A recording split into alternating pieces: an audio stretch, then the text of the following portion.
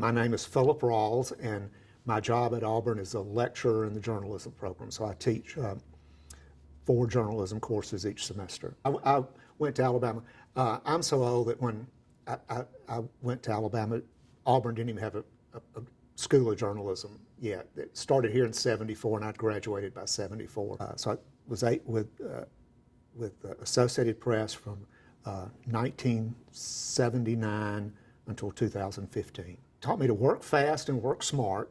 I had retired from AP, and I was terrible at retirement.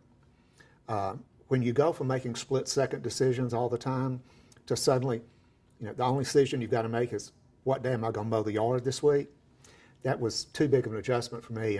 Dave White, who was an Auburn graduate who's on the alumni group here, the Auburn Journalism Advisory Council, called me and said, there's an opening coming up at Auburn.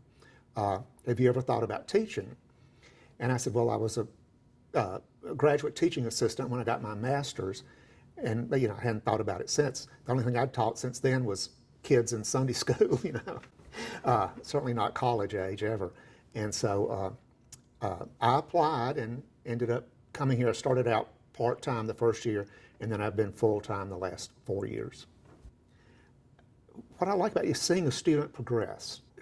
There's some students, they're so bright, they're so sharp, they have so much personality, you're just going to have to guide them a little bit. They're going to be fine. The ones I like are the ones who are real shy, and you see them bloom. I enjoy working with those students and encouraging them, and you can get this, because I was one of those students who had to work hard for everything. I was in National Honor Society and all that stuff, but it was never easy. I enjoy working with the students that are like me, that have to work a little harder than some of the others to get it. I think the experiences I had in covering all kinds of news was good for teaching, because I teach about covering all kinds of things, from weather to politics. And I even covered sports and stuff. So you have to be a jack of all trades at AP. And if you're going to teach writing classes, you have to be a jack of all trades too. Certainly the long hours at AP prepared me for long hours of grading.